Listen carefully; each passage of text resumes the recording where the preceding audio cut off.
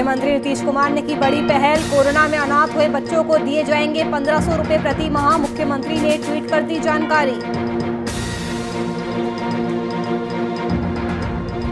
तेजस्वी यादव के ट्वीट पर बीजेपी का पलटवार। बीजेपी प्रवक्ता ने आरजेडी पर जमकर साधा निशाना। बोले, तेजस्वी का मकसद सुर्खियों में बने रहना।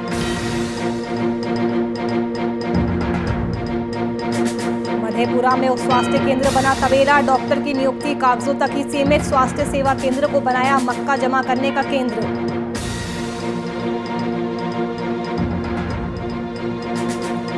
सीएम के सामुदायिक किचन की खुली पोल। रोहतास में कई दिनों से नहीं मिल रहा किचन का खाना। 2 महीनों से लोगों को नहीं मिल रहा है राशन।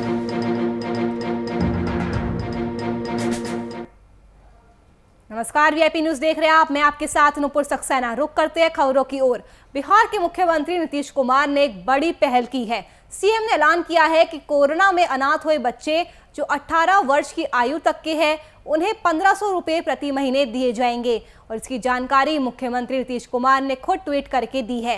और सीएम ने ट्वीट कर बताया है कि वैसे बच्चे बच्चियां जिनके माता पिता दोनों की मृत्यु हो गई है और दोनों में से किसी एक की मृत्यु कोरोना से हुई हो, उनका बाल सहायता योजना के तहत राज्य सरकार द्वारा 1500 रुपए प्रति महीने उन्हें दिया जाएगा। साथ ही उन्होंने कहा है कि जिन अनाथ बच्चे बच्चियों के अभिभावक नहीं हैं, उनकी देखरेख बाल गृह में की जाएगी। ऐसे अनाथ बच्चियों का कस्तूरबा गांधी बालिका अस्थायी विद्यालय में प्राथमिकता पर नामांकन कराया जाएगा।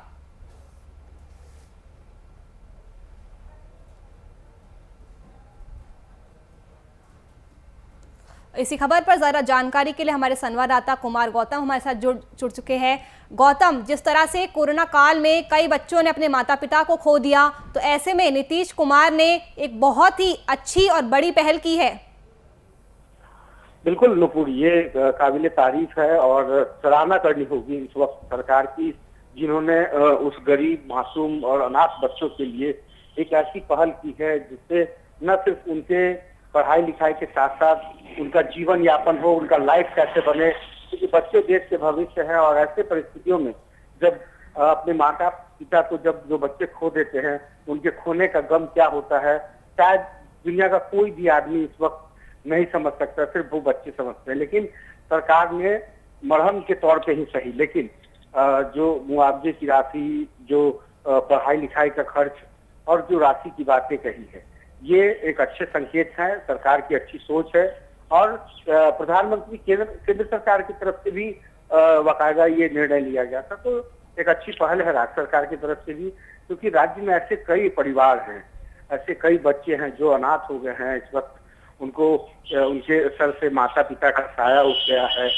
उनके परिवार के लोग जो चचेरे मचेरे या फिर जो दादा दादी के भरोसे रह गए हैं, तो ऐसे बच्चों के लिए, उनके परिवार के लिए अगर कोई भी राशि, चाहे वो कोई भी राशि हो, हालांकि वो उनके माता पिता को नहीं ला सकता, लेकिन आगे की जिंदगी के लिए, जीवन संवारने के लिए, अच्छे भविष्य के लिए ये बेहद जरूरी था। और मुख्यमंत्री ने एक बड़ा और कड़ा और बेहतरीन निर्णय लिया है। इसकी सराहना हो रही है।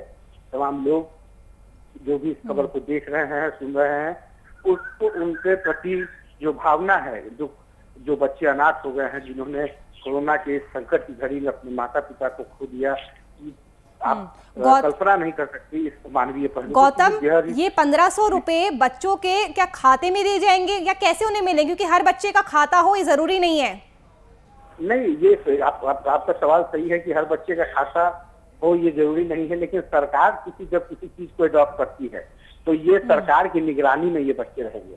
उनके जो अगर उनका बैंक अकाउंट नहीं है तो बाकायदा उनके बैंक अकाउंट खोले जाएंगे और उनके परिवार के जो लोग भी, उनके जो अटेंडेंट होंगे, उनके खाते में जाएंगे, जिनकी निगरानी में बच्चे रहेंगे। या इसके अलावा जैसे ही बच्चे की उम्र 18 साल की पार हो जाएगी, उसके बाद भी जो सरकार खर्च उठाएगी, बस ये तमाम वो चीजें, तमाम। चलिए, शुक्रिया गौतम आपका तमाम जानकारी हमसे साझा करने के लिए।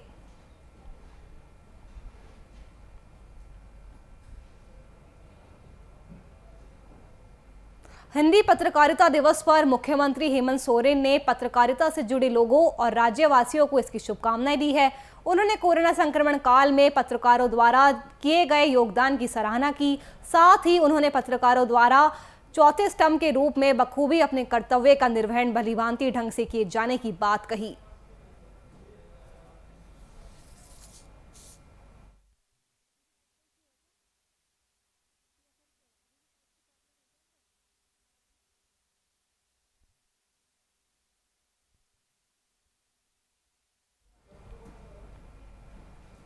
तेजस्वी यादव के ट्वीट पर पलटवार करते हुए बीजेपी प्रवक्ता, आपको बता दें कि तेजस्वी यादव के ट्वीट पर उन्होंने पलटवार किया है। बीजेपी प्रवक्ता ने बिहार में सियासी सरगर्मियां तेज है।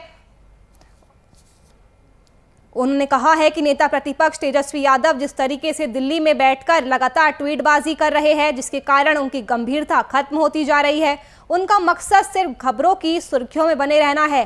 साथ ही उन्होंने कहा कि बीजेपी कोविड जांच और वैक्सीनेशन को सफल बनाने के लिए आम जनता के साथ पक्ष विपक्ष और सभी क्षेत्र के लोगों से लगातार सहयोग की अपील कर रहे हैं। और तेजस्वी जी और राजद के लोगों से भी अपील है कि वे स्थानीय केंद्र पर जाकर खुद टीका लें और लोगों को भी टीका दिलवाने में मदद करें।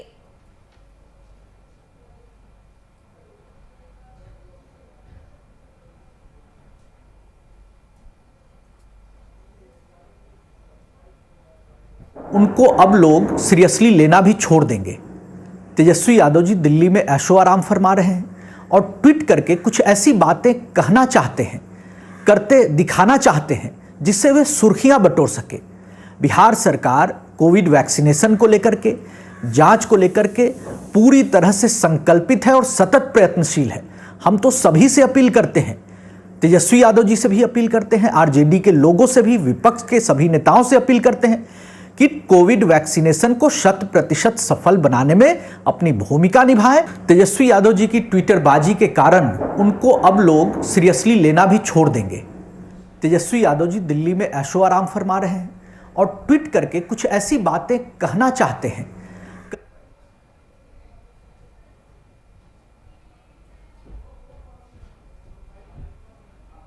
सेवा ही संगठन कार्यक्रम के तहत प्रधानमंत्री के 7 वर्ष पूरे होने पर गया शहर के वार्ड नंबर 4 और 6 में याचिका समिति के सभापति सह गया शहर के विधायक डॉक्टर प्रेम कुमार जी के नेतृत्व में मन की बात सुनी गई, जिसके बाद गरीब परिवारों, महिलाओं, पुलिस के जवान को मास्क और साबुन बांटे गए। वहीं 7 साल पूरे होने पर बीजेपी नेता और बिहार सरकार के पूर्व कृषि मंत्री ने भी बधाई दी।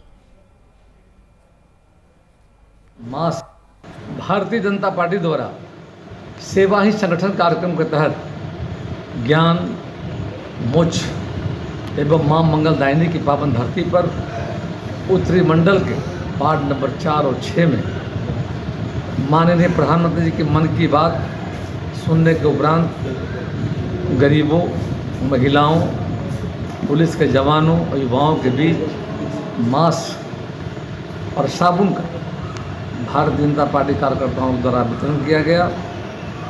साथ ही माननीय प्रधानमंत्री जी के 7 वर्षों का शासनकाल भारत का स्वर्णिम काल रहा है।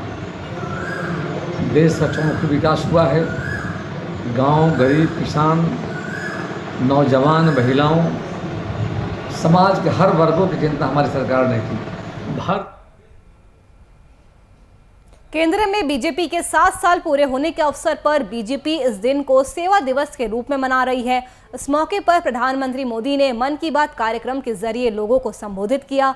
इस दौरान उन्होंने अपने भाषण में कोरोना की दूसरी लहर में डॉक्टर और सेना समेत विभिन्न पेशों से ताल्लुक रखने वाले कर्मियों के प्रयासों को सराहनीय बताया। मुजफ्फरपुर में पश्चिमी नगर मंडल के वरिष्ठ बीजेपी नेता पवन डुबे और अन्य बीजेपी सदस्यों ने पीएम के संबोधन को सुना और उस पर अपनी प्रतिक्रिया जाहिर की। सुनिए। देश के प्रधानमंत्री आदरणीय नरेंद्र मोदी जी के द्वारा मन की बात को आज हम सब गरीबनाथ नगर मंडल के कार्यकर्ताओं ने कोरोना नियम का पालन करते हुए वरिष्ठ भाजपा नेता पवन दुबे जी के आवास पर मंडल अध्यक्ष पंडित भूषण मोनी जी के नेतृत्व में हम लोगों ने नरेंद्र मोदी जी के बातों को सुना और उन्होंने बड़ी बारीकी से यह बताया कि एक सदी के बाद इतना बड़ा त्रासदी कोरोना पैंडेमिक जो हम लोगों को आया है और हम अपने सूझबूझ से इस दूसरी लहर को भी किस प्रकार हम खत्म करने की ओर हैं। केंद्र सरकार के रूप में बीजेपी के 7 साल पूरे होने पर भारतीय जनता पार्टी द्वारा आज का दिन सेवा दिवस के रूप में मनाया जा रहा है। इसी मौके पर रांची महानगर में रक्तदान शिविर का आयोजन किया गया। इस रक्तदान शिविर का उद्घाटन रांची विधायक सीपी सिंह ने किया। शिविर में प्रदेश अध्यक्ष दीपक प्रकाश और प्रदेश महामंत्री धर्मपाल सिंह सहित कई नेता और कार्यकर्ता मौजूद रहे। आपको ये बता दें कि केंद्र सरकार के पहले 5 साल और दूसरे कार्यकाल के 2 साल पूरे होने पर राष्ट्रीय अध्यक्ष जेपी नड्डा के आदेश अनुसार झारखंड में 5000 गांवों में सेवा करने का कार्य किया गया है। देखिए, आज हमारे देश के आदरणीय प्रधानमंत्री जी का दूसरा कार्यकाल का दिन है और पूरे देश के अंदर क्योंकि कोरोना काल है, इसलिए सेवा कार्य किया जा रहा है। तो सेवा कार्य के तहत आज हमारे भारतीय जनता पार्टी के विभिन्न जो मोर्चे हैं उनके सदस्यों द्वारा रक्तदान शिविर का आयोजन हुआ है, जिसमें रक्तदान करेंगे क्योंकि रक्तदान महादान है। वैसे मोदी जी का ये लगातार 7वां वर्ष है और 7 साल बेमिसाल यानी उपलब्धियों भरा 7वां वर्ष है और जिस प्रकार के ये दूसरे टर्म्स का कार्यकाल चल रहा है, एक चुनौतीपूर्ण कार्यकाल है। मोदी जी के बेमिसाल 7 वर्ष, 5 वर्ष पार्ट 1 में और पार्ट 2 में 2 वर्ष, देश की जनता को समर्पित होने वाली सरकार, 130 करोड़ जनता की चिंता करने वाली सरकार, विकास के प्रति एक नई लकीर खींचने वाली सरकार, देश की अर्थव्यवस्था को ठीक करने वाली सरकार, गवर्नेंस के संदर्भ में भ्रष्टाचार से मुक्त सरकार, देश के मान और सम्मान को बढ़ाने वाली सरकार, देश की सुरक्षा करने वाली सरकार। यूपी में कोरोना मरीजों से तय रकम से ज्यादा वसूली करने वाले प्राइवेट अस्पतालों पर अब कार्रवाई की जाएगी। सीएम योगी की तरफ से इस बारे में निर्देश जारी किया गया है। शनिवार को टीम 9 के साथ हुई बैठक में सीएम योगी ने कहा कि जो भी अस्पताल मरीजों का शोषण कर रहे हैं उनका लाइसेंस कैंसिल कर उन्हें ब्लैक लिस्ट कर दिया जाए। साथ ही आरोपी अस्पतालों से रिकवरी कर उनके खिलाफ सख्त से सख्त कार्रवाई भी की जाए।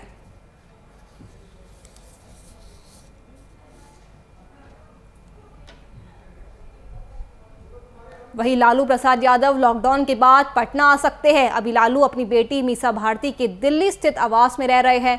वहीं एम्स के डॉक्टरों की निगरानी में है। लालू प्रसाद अभी 16 तरह की बीमारियों से जूझ रहे हैं।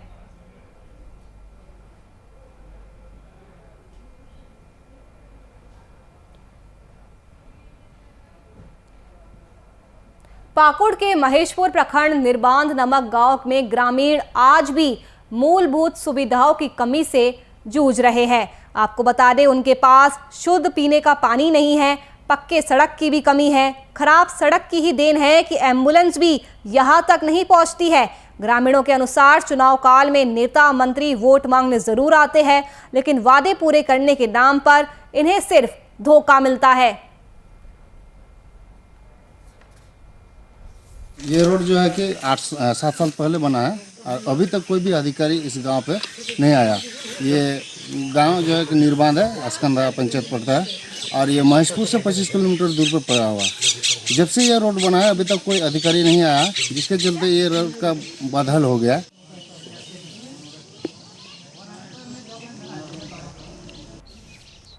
तो पाकुड़ के महेशपुर प्रखंड निर्बांध नमक गांव में आज भी मूलभूत सुविधाएं नहीं है। विकास सिर्फ कागजों पर है। 50 परिवार की आबादी है इस गांव की, लेकिन इसमें बिजली की कमी है। तो वही शुद्ध पीने का पानी भी नहीं है, पक्के सड़कें भी नहीं है और खराब सड़क की वजह से एम्बुलेंस भी यहां तक आसानी से नहीं पहुंच पाती है। ग्रामीणों में इस बात को लेकर आक्रोश है। उनका कहना है कि चुनाव के दौरान नेता और मंत्री वोट तो मांगने आते हैं, लेकिन वादे पूरे करने के नाम पर उन्हें मिलता है तो वो है सिर्फ और सिर्फ धोखा।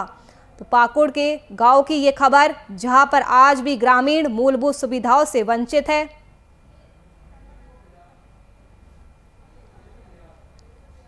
इसी खबर पर ज़्यादा जानकारी के लिए हमारे संवाददाता शमशेर अहमद हमारे साथ जुड़ चुके हैं। शमशेर, पाकुड़ के गांव की खबर है, जहां पर आज भी मूलभूत सुविधाएं नहीं है, विकास सिर्फ कागजों पर है। जी नूपुर, पाकुड़ के महसूर प्रखंड के अस्कंदा के स्थित निर्माण की जगह है, जहां आजादी के 7 दशक बाद भी सड़क व शुद्ध पेयजल जैसी मूलभूत सुविधाओं से ग्रामीण आज भी वंचित है। वहीं ग्रामीणों की माने तो यहाँ सड़क की हालत इतनी बद से बदतर है कि स्वास्थ्य को लेकर अगर किसी को जाना पड़े तो काफी मुश्किल पड़ती है, और साथ ही यहाँ पर पेयजल को लेकर भी काफी समस्या है। इसी को लेकर ग्रामीणों ने आक्रोश जताया और प्रशासन से गुहार भी लगाया। और ग्रामीणों का कहना है कि लगभग 50 परिवार की बासवट वाले आदिवासी बहुत इस गांव की आबादी तकरीबन 500 के आसपास है। इस गांव के लोग मेहनत मजदूरी कर अपने परिवार का भरण पोषण कर रहे हैं। ग्रामीण बताते हैं कि पिछले कई दशकों से हम गांव वाले तमाम समस्याओं से जूझ रहे हैं। लेकिन ठीक है शमशेर, शुक्रिया आपका तमाम जानकारी हमसे साझा करने के लिए।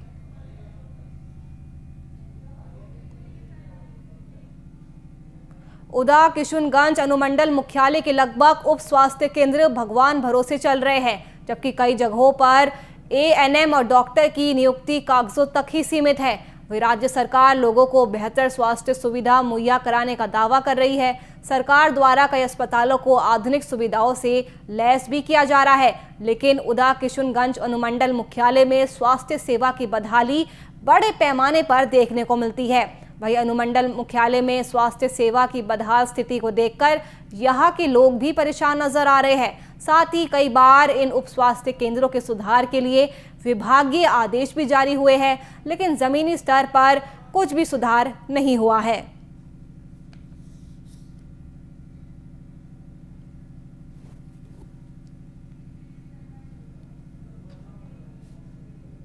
यास चक्रवात तूफान ने बिहार में तबाही मचा दी है। लगातार हुई बारिश ने किसानों की फसलों को बर्बाद कर दिया तो कई लोगों के घरों को अपनी चपेट में ले लिया। मुंगेर में भी तूफान ने भारी कहर बरपाया है। बारिश के कारण बरसाती नदी के पानी के बहाव में तेजी आ गई है, जिससे पुल का पाया धंस गया और पुल में दरार आ गई है, जिससे तत्काल आवागमन पर रोक लग गई है। आवागमन ठप होने से ग्रामीणों को भी कई तरह की परेशानियों का सामना करना पड़ रहा है।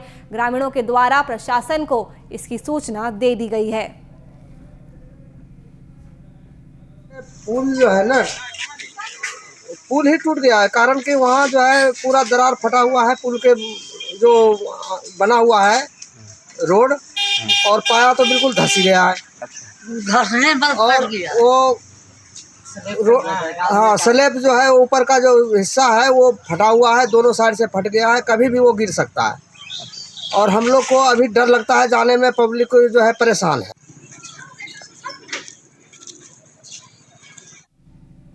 मुंगेर के सड़कों पर यातायात पुलिस को पारंपरिक परिधान में शहर की सड़कों पर यातायात संभालते हुए देखा गया। शहर में यातायात व्यवस्था को सुदृढ़ करने के लिए जिले में यातायात थाना खोला गया। यातायात थाना में 6 जिला बल के जवान और 18 होमगार्ड के जवानों को तैनात किया गया है, जो खाकी वर्दी में यातायात व्यवस्था को संभालने का काम करते हुए देखे जा रहे हैं। तो यातायात पुलिस ने अब कमान संभाली है। 18 होमगार्ड के जवानों को तैनात किया गया है। तस्वीरों में आप देख सकते हैं किस तरह से वो शहर की सड़कों पर यातायात संभालते हुए नजर आ रहे हैं। यातायात व्यवस्था को शहर में सुदृढ़ करने के लिए ये यातायात थाना खोला गया है। कांची नदी पर बने पुल के धंसने और नए विधानसभा भवन के कॉरिडोर की फॉल्स सीलिंग गिरने को लेकर अब राजनीतिक आरोप प्रत्यारोप का दौर भी शुरू हो गया है। इस घटना को लेकर प्रदेश कांग्रेस ने पूर्व की रघुवर सरकार को जिम्मेदार ठहराया है। प्रदेश कांग्रेस प्रवक्ता आलोक दुबे ने बीजेपी पर तंज कसते हुए विधानसभा भवन निर्माण को बनाने में जल्दबाजी किए जाने की बात कही है। एक तो आनंद फानन में और जल्दबाजी में बनाया गया वो विधानसभा का उद्घाटन था।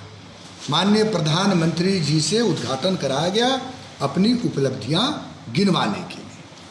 आपको याद होगा कि कई पुल भी राष्ट्रपति और उपराष्ट्रपति से उद्घाटन करवाए गए। जल्दबाजी में काम की गुणवत्ता का अभाव था और इसलिए पहले छतें गिरी और सौभाग्य का ये या दुर्भाग्य कि विधानसभा सत्र चलते के दौरान अगर वो घटना घटी होती तो एक बहुत बड़ा हादसा हो सकता था। एक बहुत बड़ी कंस्पिरेसी है विधानसभा के निर्माण में, संवेदक से लेकर के वो तमाम अधिकारी, और सीधे तौर पर अगर कोई विधानसभा में अनियमितता का जिम्मेवार है तो उस समय माननीय रघुवर दास जी जिम्मेदार।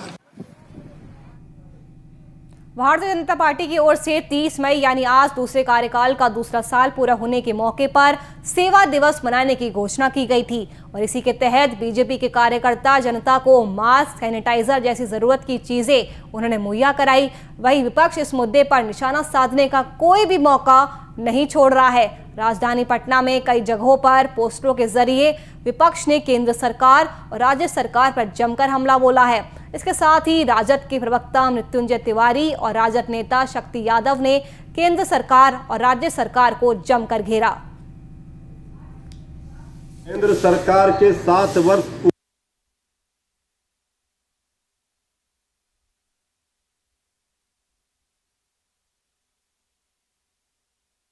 केंद्र सरकार के 7 वर्ष पूरे होने पर आज बीजेपी उत्सव मना रही है और कह रही है कि हम सेवा दिवस मना रहे हैं। जिस समय सेवा करना था बिहार की जनता की, उस समय तो ये घरों में दुब के पड़े थे।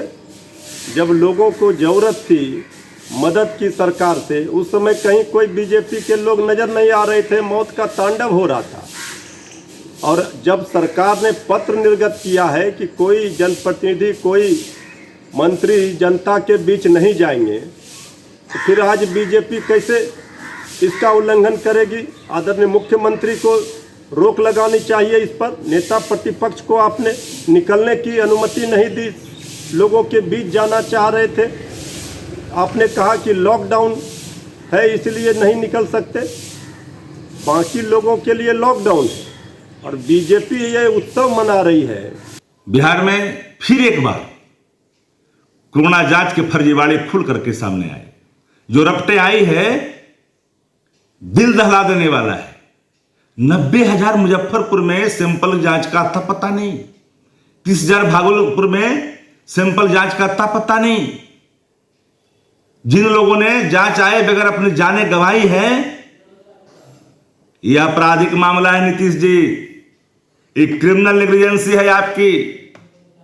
नेता प्रतिपक्ष तेजस्वी प्रसाद यादव जी लगातार आपको आगाह करते रहे, आपको मार्गदर्शन करते रहे, लेकिन आप ऐसे जीव हैं कि मानते नहीं।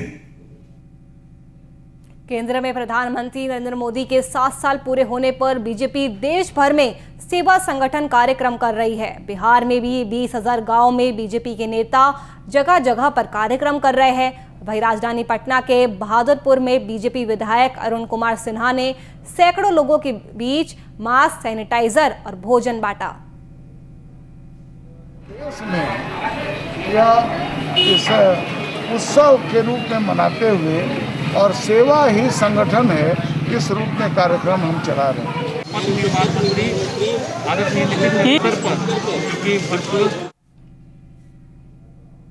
आजकल जीतन राम मांझी ट्विटर पर काफी ज्यादा सक्रिय दिखाई दे रहे हैं। बीते दिन उन्होंने सरकार को स्वास्थ्य केंद्र के व्यवस्था सुधारने का सुझाव ट्विटर के जरिए दिया था।